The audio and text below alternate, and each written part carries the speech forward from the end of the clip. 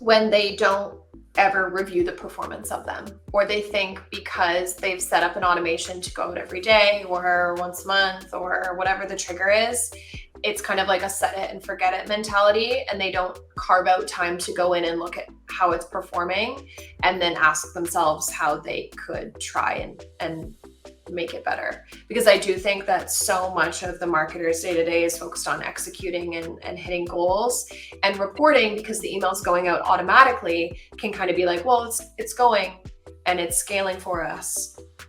And it sometimes lacks the time of day where you sit down, you're like, okay, what could be improved? And, ooh, okay, that click-through rate's really low. And I created this email and I don't want to tell people that it's quite low, but I don't know where to take it from there. So for me, I think the biggest failure is just not continuing to test and not looking at the numbers. I think in B2B, just understanding the data and what it syncs to and how it works a lot of times is where people get stuck. And so then it becomes easier to just download a list and send a one-off. And then people get kind of stuck in that mindset and they're like, well, I just have more confidence if I download the list and then send a one-off. And it's mostly just because there's just a disconnect in a lot of B2B organizations between IT and marketing, and there's no one to translate what the data set means or how it gets populated or what it actually is, referring to, what's it looking up to.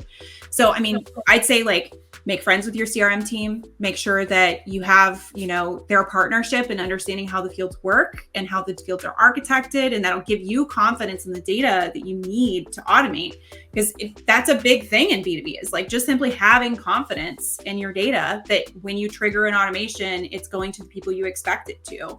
I think that's a huge one. I think the other one where people fail in creating automations we touched on earlier, and that is people want to do the Rube Goldberg of automation, and they want to have something major, complicated that's going to require 16 team members to write custom code, and it doesn't have to be that way. Like Jen said, if it's really difficult to get the data point out of your tech stack, maybe just ask. I mean, that's, I think, one of my favorite things I've ever heard you say, Jen, and I know you say it all the time, just ask people.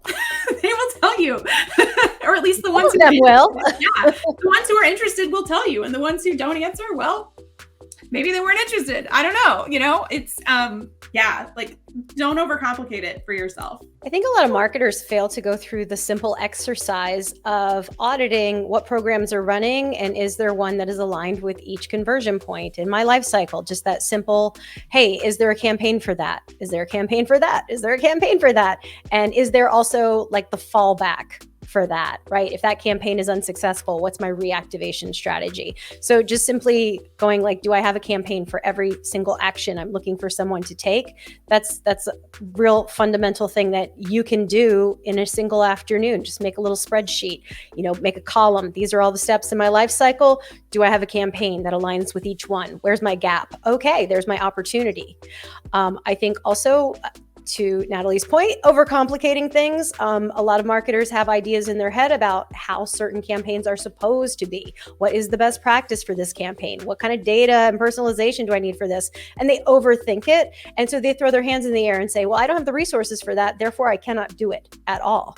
And you need to scale back. If there is an opportunity, if there's a gap, then what is the simplest way that you can fill it, and fill it fast? Because every day a campaign is not live is a day it's not making money for you. So figure out, how can I fill this gap? Change your expectations about what has to be done and what is best practice, because what's best practice is to get something live rather than nothing live. Also, we can go a little too deep with over personalizing. Just because you have the data does not mean you should use all of it all at once. You can be creating unnecessary work for yourself. An email needs to be just relevant enough to get the job done, and then you need to expend your energy on other things. So, for instance, I worked with a brand that wanted to set up a cross-sell campaign.